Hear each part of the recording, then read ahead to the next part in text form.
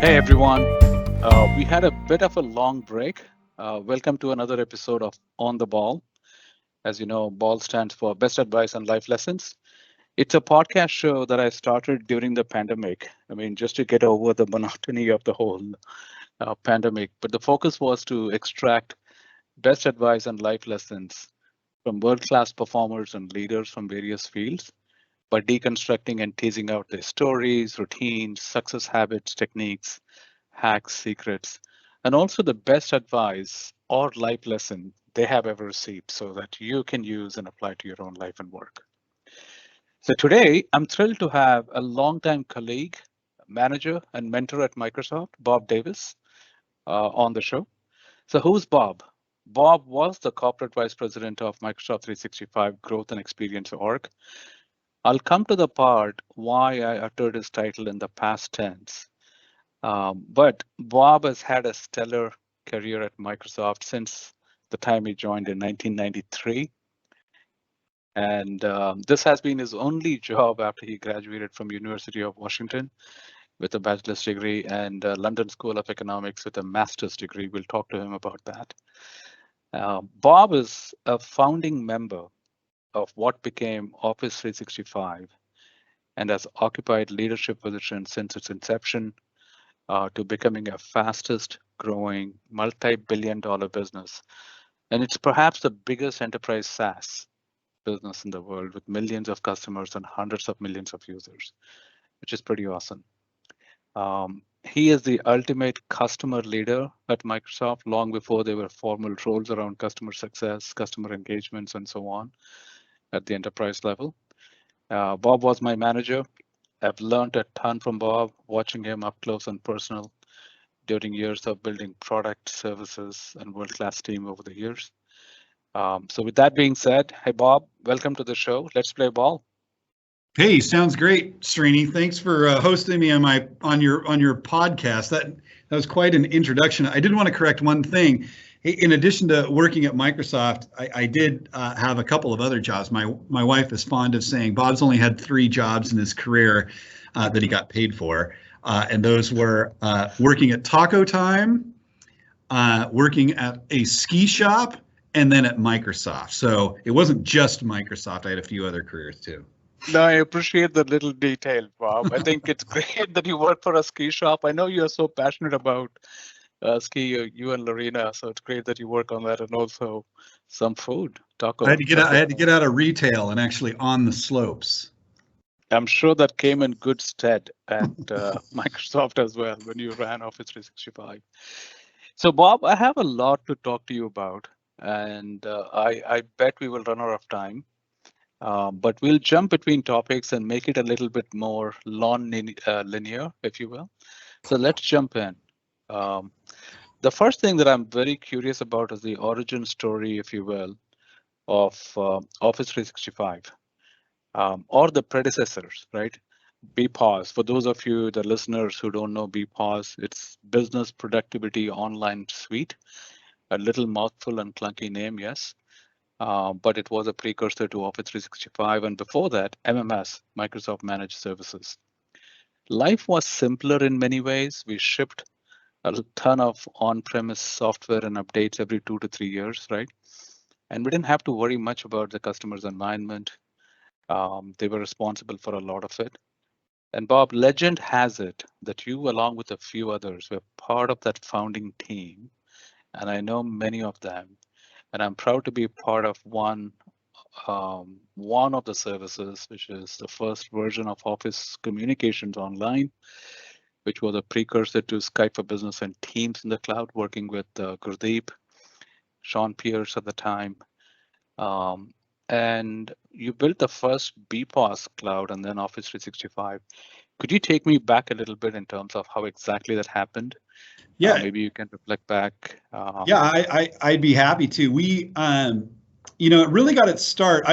In fact, I started within Microsoft's own IT organization, and this got its start because when I came up through the ranks of IT, Microsoft was moving from being a consumer company with just Windows and Office to being an enterprise software company. And as you mentioned, we shipped a bunch of on-premises software.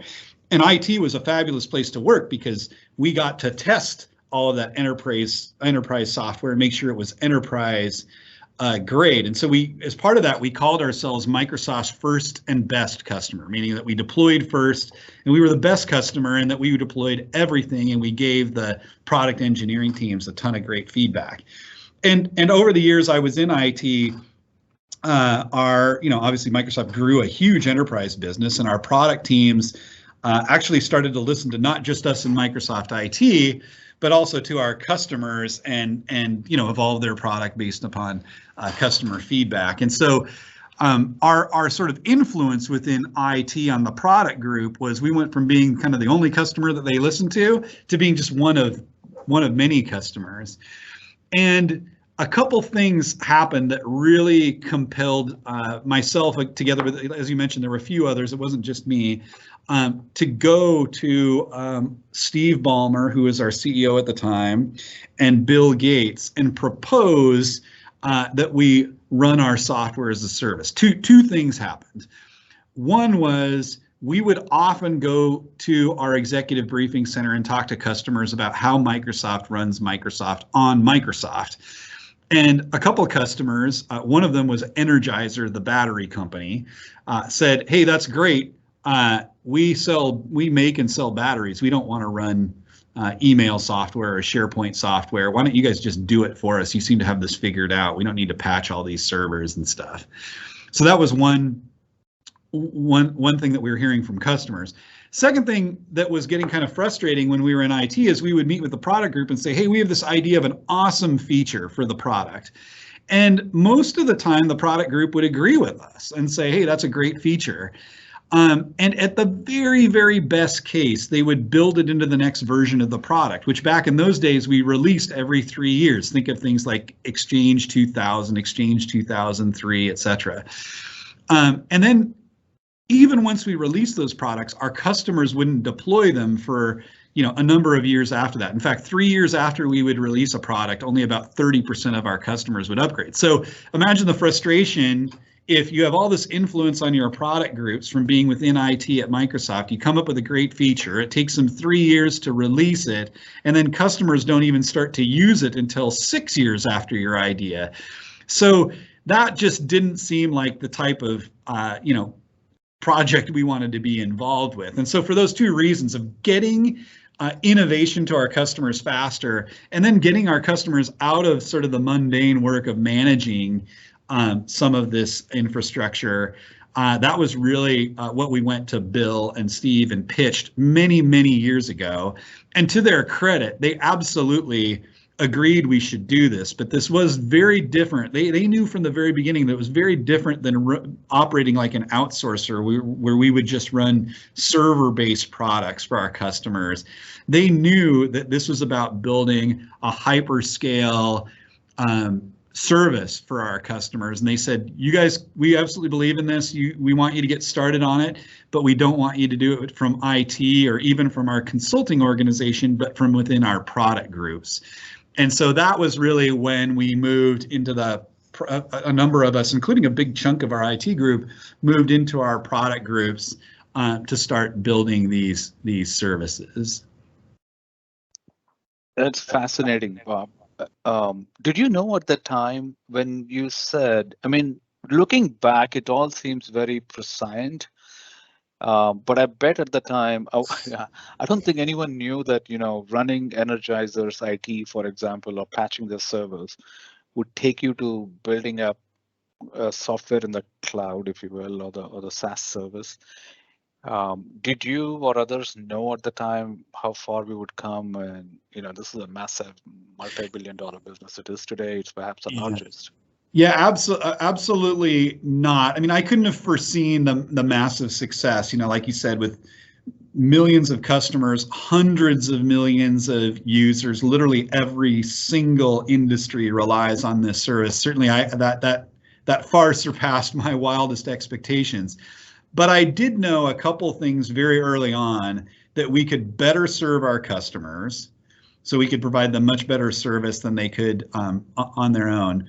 And then there was something about that I hadn't fully grokked at the time, but became very clear to me after a while, that we could get on this virtuous feedback loop of feedback by being so closely connected to our customers, where, instead of, again, waiting 3 years to ship software, we were doing it on a much more frequent basis. It took us a while to get there, but I knew that if we were able to do that, we could innovate and meet the needs of our customers much more than we were earlier. In fact, we were really known as the 80% company. We would develop software that worked for 80% of the customers' use, and then they had to buy a bunch of consulting time from Microsoft or other consultants to come and sort of tailor make it for their needs, because we couldn't afford to really get it exactly right. Whereas with the service, we could afford to do that. And some of the stories were pretty interesting as we were coming up. You mentioned we started with Microsoft Managed Solutions, or MMS, which was really just servers masquerading as a hosted service, but it was really servers that we were running, dedicated servers per customer in our cloud. And then BPOS, which stood for the Business Productivity Online Service, which is a name only a bunch of engineers could come up with, because our customers certainly thought that acronyms sometimes stood for a big piece of something or other. I won't mention what they said sometimes. But BPOS, you'll remember this, Srini, because you were involved in it. It only scaled to 10,000 users. So any large enterprise couldn't be a customer of ours. It only scaled to 10,000 users. On this it was our first multi-tenant service, so we could have multiple companies on the same infrastructure. And I don't know if you remember this, Srini, but like the number one requirement most customers gave us is that we had to run the BlackBerry service for them. Like, yep. You couldn't take over their email and make them run the BlackBerry service. So we learned a lot about, hey, if you really want to be legitimate in these businesses, you have to meet all of our needs, not just the ones that Microsoft chooses to meet. And then, of course, it became Office 365 and now Microsoft 365. It's been through a few turns. Fortunately, marketers and not engineers came up with some of the better names for it. No, absolutely. I do remember that. In fact, before BPOS was shut down, right? The last BPOS server was shut down. We all got a piece of BPOS, if you will. And it was actually framed, and Chang and Mike Ziok, Chang Kawaguchi and Mike Ziok. So Chang gave me a framed piece of BPOS, which actually had a BlackBerry stuck inside a frame, and actually from the data center, one of the data centers, which was pretty fascinating. So Bob, moving along, right? You went to University of Washington, here UW, for those of you in PNW. Go Dogs. Yeah, go Dogs. And you're on the board of UW too, right? And then you went on to London School of Economics. How did you end up there? And also, can you talk to me about your journey into tech and software for a career? And sure, I'd be happy to, because mine's probably not consistent with a lot of the ways people get to tech. Well, so.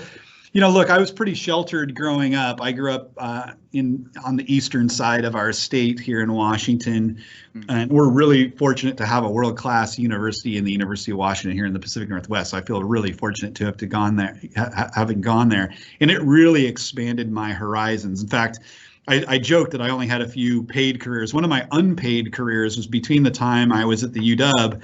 I was an intern in the White House. Now, I don't usually put this on my resume any longer, because since the Lewinsky scandal, I was there before Monica Lewinsky was.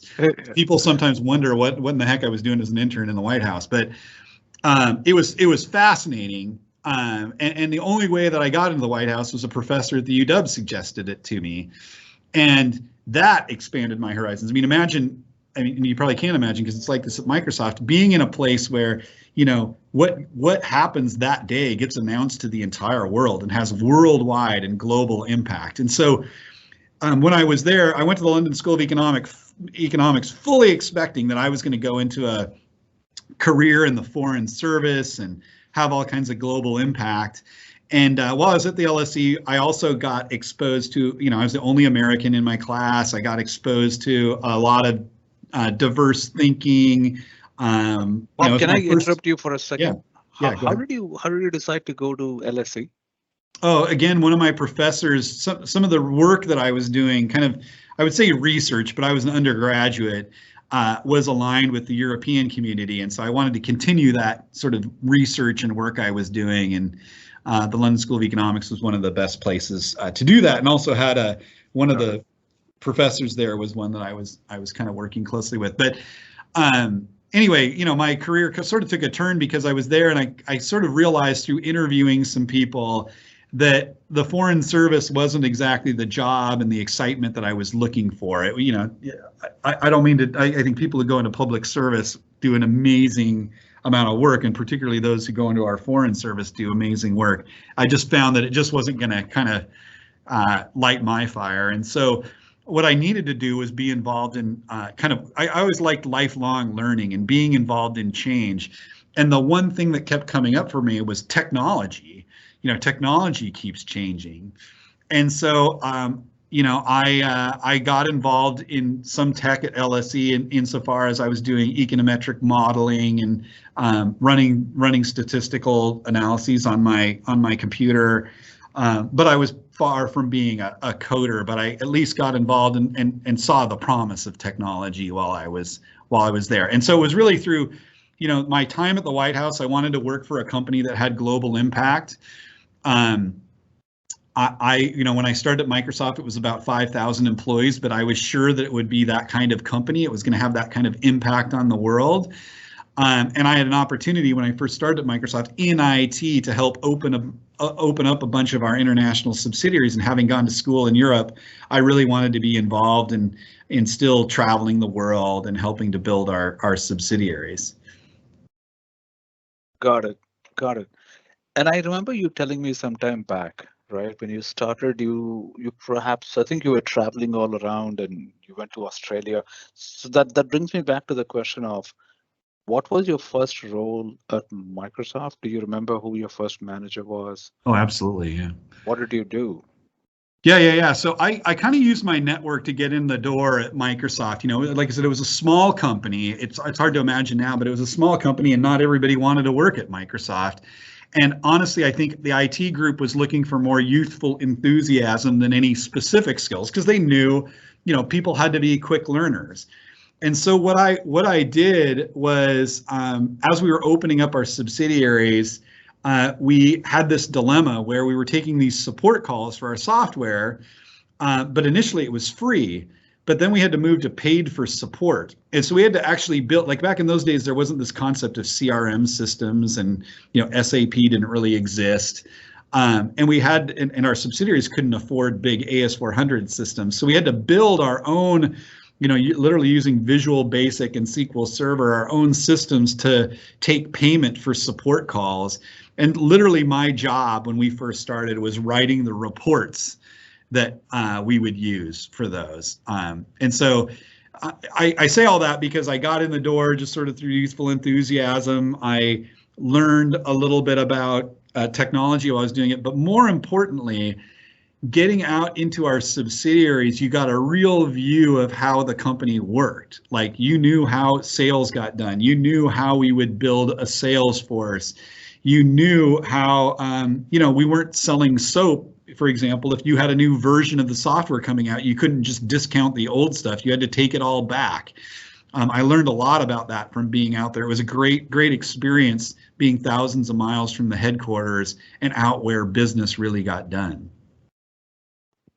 Got it. I was smiling when you said writing reports, because it reminded me of this TPS reports from this movie Office Space.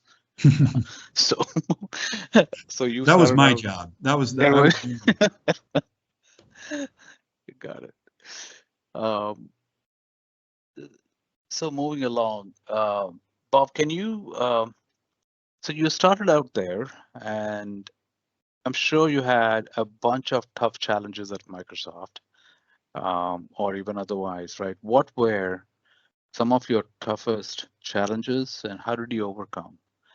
Do you remember, if you harken back over the last 26 years, something? Yeah.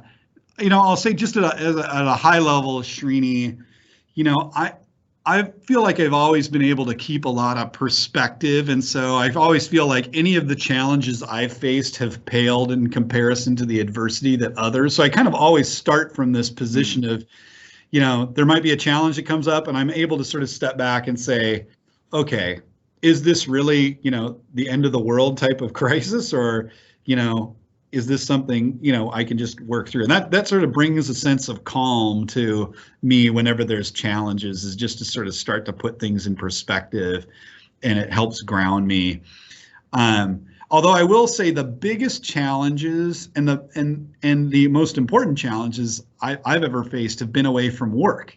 Things like health and family have always been much more challenging for me than work type challenges. And again, I try to put things in perspective, keep my health and my family first, and focus on that whenever they come up. No, that's so spot on. And you say that, and I remember that so well. And one of the few things that many things that I've learned from you in terms of staying calm under pressure. I remember, every customer conversation or crisis that we dealt with over the years, right? You always take a step back. I've not seen you very agitated, but putting things in perspective, that's great advice in terms of how you can actually get over some. Yeah, and Srini, whenever we've had those types of issues with, customers who are upset and rightfully upset, again, sort of the place I come from is, because I've been part of this business for so long, I feel, we have the very best engineers in the world working behind us. And so that gives me a lot of strength, knowing that, we are going to make mistakes. We are, what's the iron law of technology? I think it's that software has bugs, hardware fails, and people make mistakes. Yep. And we can usually protect ourselves, from people making mistakes, from having, a very redundant architecture. We can do the same thing with hardware failing, but software will have bugs. So we're not going to be perfect. But I love the fact that we don't make the same mistake twice. And when I am able to say that to customers with confidence, customers typically understand, because they're not infallible either. They just want to know that we have our act together and that we're gonna make it better in the future. We're not going to make that same mistake again. Totally. I think that's another thing that we all learned in terms of not making the same make new mistakes, not make the same mistake twice. So Bob, you've been at the company for a long time now, and you have seen the evolution of the company, the leadership for many, many years, from Bill to Steve to Satya. Could you give me your perspectives and talk about your views in terms of how the company has evolved, the leadership has evolved, the culture has evolved over the years? Sure, I'd be happy to. I have really, I've seen it change quite a bit, and I know this podcast is viewed by a lot of people that aren't at Microsoft, and Satya Nadella is the real deal. Like what you hear from him publicly is how he is. To the extent I see him in private, I've been in plenty of small meetings with him, and that permeates the entire org. Like when he talks about customer obsession and empathy, it comes from deep within him. And our company has changed substantially over the years, and most notably under his leadership, to be much more customer obsessed. It helps also that we're delivering services for customers. You can't run and hide and pretend things are different than what customers are actually seeing and giving you feedback on. It's been a substantial change, and I think that comes again from great leadership that makes it a priority.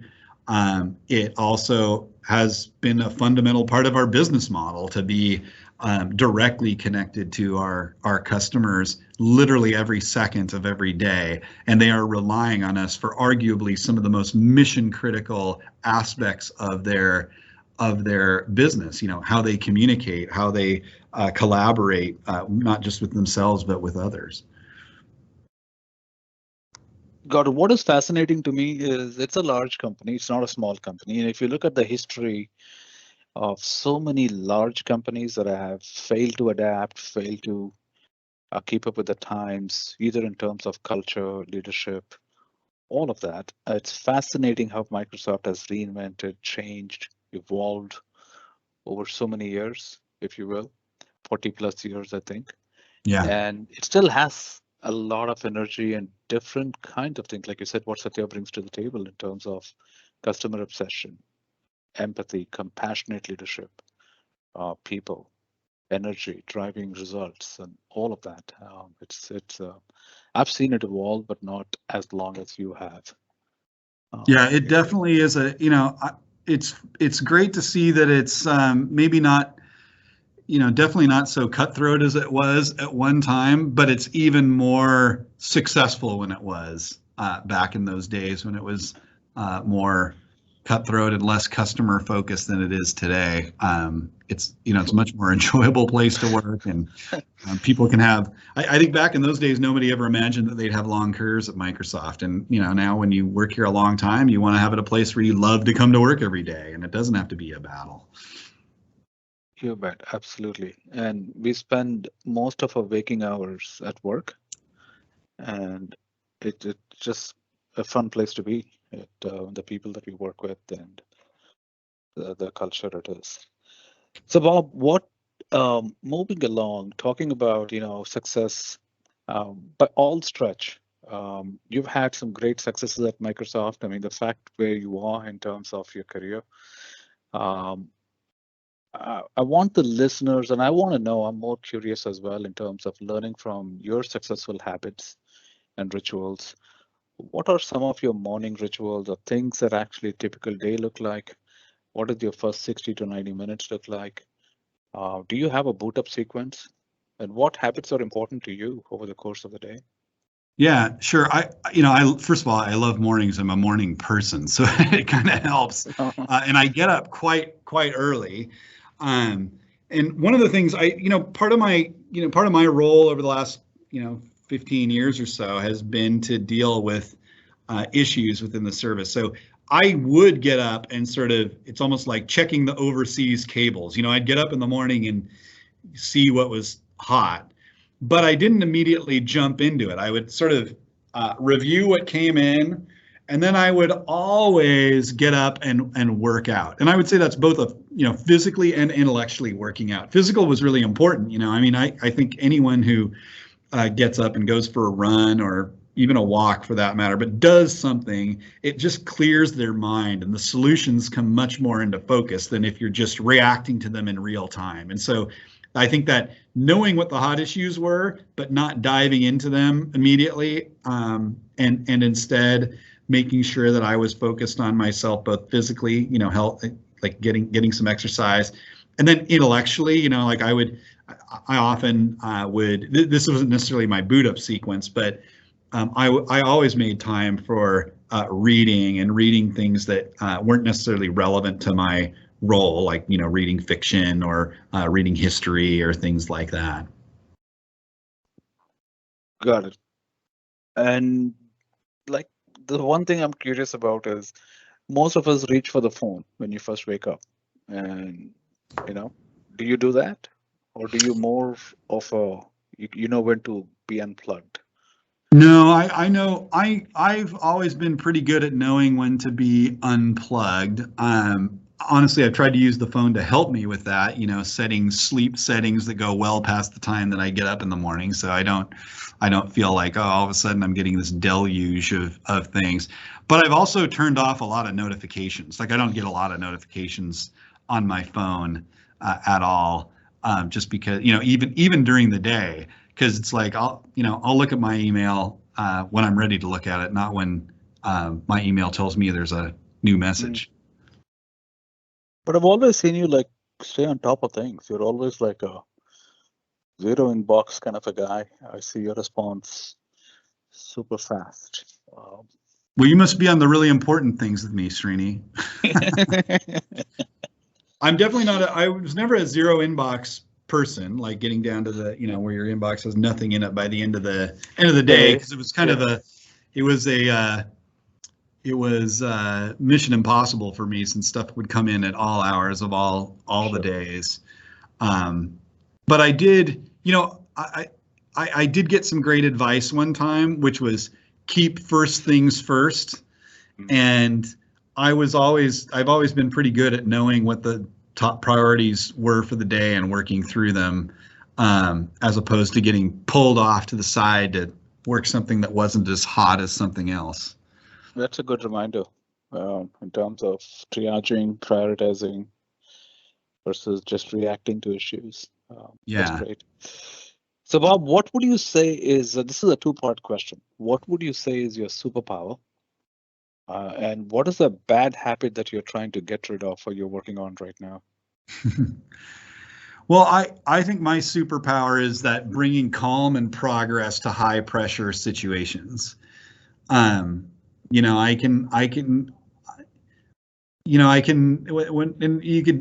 happened to me not just at work either. When there's emergencies that go on, for some reason, I'm just able to step into a position of being very calm and working the problem, as opposed to, running around with a bunch of wasted energy. That's been something that I've been really, really good at doing, and I think that is a superpower for me that serves me well both at work and in other situations when there's really important things that need to get done. The bad habit that I would say, and my wife would absolutely agree with this, is that I am a pleaser. I kind of want everybody to be happy. And as we all know, there's plenty of situations where not everybody's going to be happy, and sometimes making a quicker decision would be better. And so that's sort of the thing that I'm trying to work on a little bit right now, is not just try to be a pleaser in every situation. That's a good one. I haven't heard that before. That's a good one, Bob. Speaking about your superpower, right? I know of no one, and I say this because I've worked with you a long time. I've worked with so many people, but I know of no one at Microsoft or otherwise who has met with so many customers, engaged with customers, from strategy to sharing vision to crisis management, landing trust, regaining trust and confidence back after big disasters. And I have the utmost respect for you and what you do there. What are some of the key learnings and from these type of engagements, and what have you learned over the years in terms of what worked, and what would be some best advice for people who are in those roles that you can pass on? Yeah, I'll just make this really simple, Srini. It's all about listening. Even though there might be a crisis to work through, listening to like a customer is the most important thing. In fact, I heard a great expression that I keep front of mind, and this would be the advice I'd give to anybody. You've got 2 eyes, 2 ears, and 1 mouth. Use them proportionally. That's well said. That's well said. Thank you, Bob. So on that note, over the years, you must have made hundreds and thousands of work, personal and professional decisions. Can you think back and say, hey, if you were to pick 1 or 2 of your best decisions that you made or investment of time, what would that be? That's an important question. So because we can learn so much about the actual decisions, and also what are some of the thought process in terms of leading to those decisions, as tough as those decisions may have been. So that's one. And the flip side is, what was a really bad decision that made you think and wonder, and you still, think about it? Yeah. So, I've always, like, kind of the best decisions I've made have been always being conscious of kind of where the action is. And so, for example, I'll just talk about sort of the beginnings of even being part of this journey of moving customers to the cloud. I was kind of on a path to become Microsoft's Chief Information Officer. I don't know whether I would have been Microsoft's Chief Information Officer, but you can envision going through the career path through IT and having some success there. That's probably where I was going. Or I could have taken the path of helping to build this very nascent business. And I chose that second path of building this small business. Now, in retrospect, you can look at it and you can say, wow, what an easy decision that must have been. You must have known this was going to become some huge business. And I didn't know that. And in fact, I'd often seen people start on a big thorny challenge and quickly get replaced. But I really did feel like this was where the action was going to be in the company, like moving to the cloud. And in fact, in those days, we didn't call it the cloud. And I always felt like, always being aware of where the action is, or to use that expression, skate to where the puck is going, always gives people opportunities, and certainly gave me ample opportunities. I also always played to my strengths. Look, I'm not a Carnegie Mellon trained fantastic developer and developer leader, but what I do understand, having run enterprise IT for a large company like Microsoft, is what other enterprise IT people need, and I have empathy for. And so, that was sort of the thought process whenever I make some of those big decisions, is like, where's the action at, and how can I play to my strengths in this role. Now, the really bad decision, that one's always been easy for me because I get asked this a fair amount. Early in my career, I didn't step in when there were personnel issues quickly enough.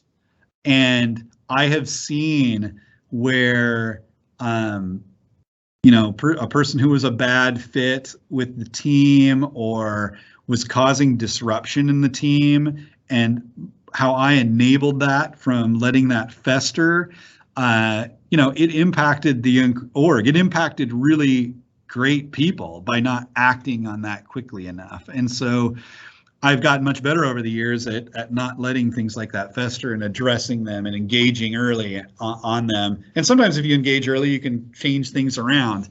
But I really created some problems in some of my earlier orgs and my earlier examples of being a manager where I didn't step in and address personnel issues quickly. Got it. I mean, for sure, I think the best decision in terms of getting onto this BPOS Office 365 bandwagon, I mean, as we discussed earlier on, right, it was definitely not something that was known it would be a success. So I think it's a risk versus reward, and it turned out to be pretty good. Hey, Bob, is there a misconception? What are the most common misconception about you? Is there one, do you think?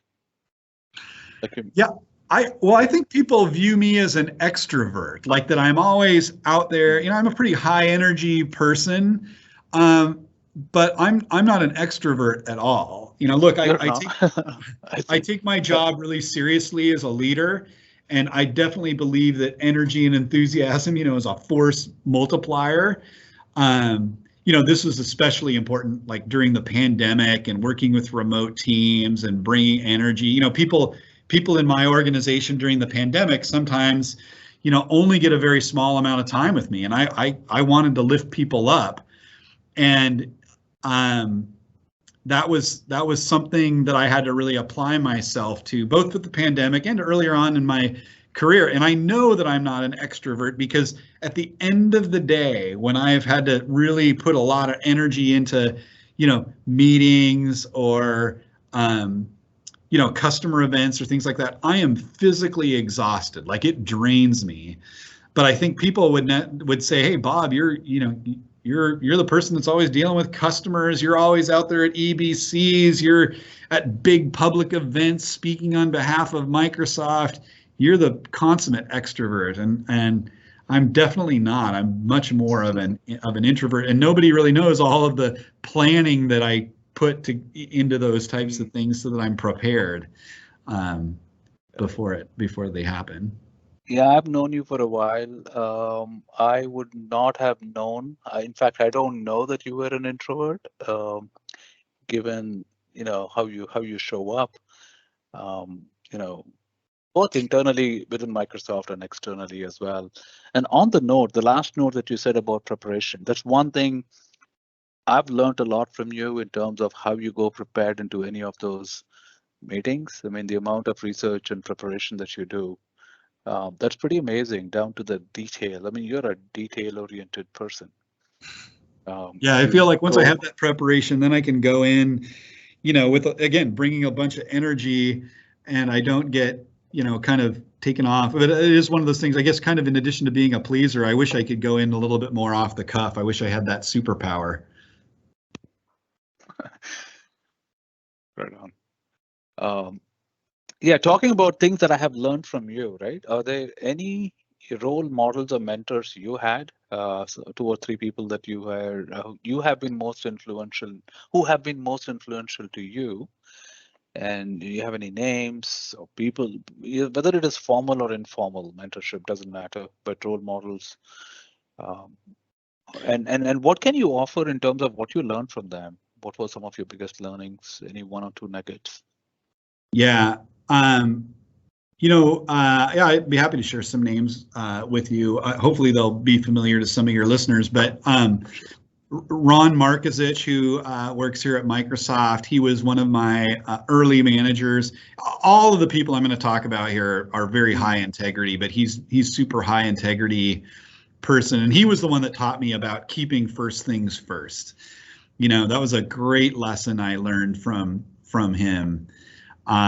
Rajesh Jha, who Srini really well, also super high integrity, the ideal match of engineering depth and customer empathy. I mean, we've been so fortunate to have the right leader at the right time, and Rajesh has been the longest serving leader. I think within Rajesh's time that he's been leader, I've counted at least 6 leaders of one of our competitors during that time. And you think about how important having that continuity of leadership, and we've just been so amazingly lucky to have somebody that's, anyone would say has incredible engineering depth and inspires engineers, thousands of engineers in his organization, but has an equally high dose of customer empathy. That's a magic combination that I certainly look up to and know I could never emulate. And then the last person I would say is just really my mother. I mean, she was a single parent, raising 2 boys, and she always made time to say, leave things better than you found it. And I feel like I've been able to do that in my career at Microsoft. Those would be some of the role models and mentors for me. That's awesome, Bob. Yeah, Ron definitely. I don't know if Ron himself would remember this or not. He was my skip level once when we were part of Server and Tools and BPOS. I think he was leading BPOS as well. And Rajesh, of course, we all know and I've worked with them over a number of years. So thank you for that. Thanks for sharing, and thanks for sharing about your mom as well. Hey, one thing at the outset, I mentioned that Bob was the CVP of Growth, Microsoft 365 Growth and Experience org, and that I would come back to that. Well, here's the big news. In case you didn't know, Bob is retiring from Microsoft after almost 28 amazing years at the company. So Bob, congratulations. I'm dying to know, what exactly are you planning to do? What does your day one of retirement look like? Well, I don't really have a day one of retirement, but I certainly have, my wife and I have a lot of travel plans, both domestic and internationally. I think it was Ferris Bueller who said it best, life moves pretty fast. If you don't stop and look around once in a while, you could miss it. And we're excited to get out there and see what's there.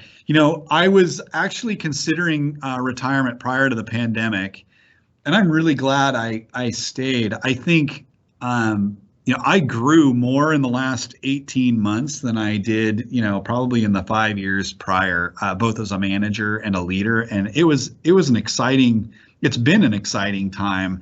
And I'm really excited for the future of Microsoft, because we've got, so many managers who have done such a tremendous job, and employees for that matter, through this pandemic, that have kind of lived through this crucible, that they're going to come out so much stronger in the future. And I'm really excited to see how they take the company company forward. But anyway, I have a lot of travel plans that I'm really looking forward to.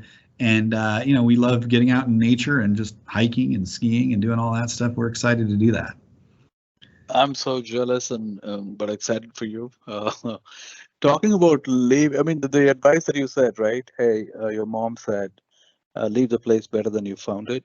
You definitely have left a mark and left the place, both the org for Catherine and rest of the crew and Microsoft, a much better place than you were when you found it.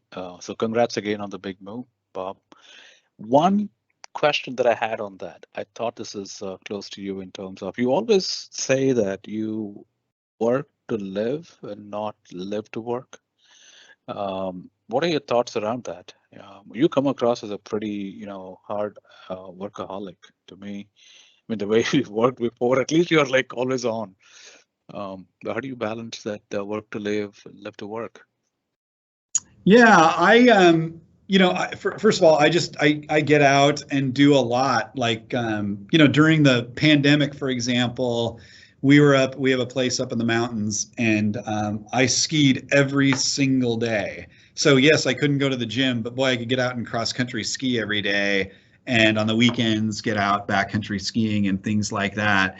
And that was just an example of just getting out into nature every single day. So, I that's a priority for me, and I'm fortunate that I'm at a position in my career where I can start to make that even a larger portion of my time to be able to do things like that. I said in my note that when I announced my retirement that I saw this great saying from Confucius, who said, "We have two lives, and the second begins when we realize we have only one." So I'll let you ponder that for a little bit, but Yeah, I think if you sit and reflect on that, you realize, oh yeah, we only have one life. We don't have this work life and true. this Mm. living life. We have only one. So, but I Yeah, do I think, read your note. back to you're asking a little bit about Microsoft. Microsoft's, I firmly believe, even though I personally am stepping aside, Microsoft's days are, its best days are ahead of it, not behind it.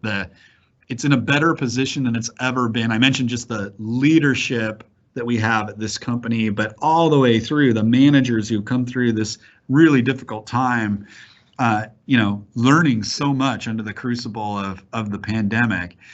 But you think about our relationship with our customers, how closely we're connected, the fact that the entire organization, not just small bits and pieces, but every single person practices customer obsession and customer connection.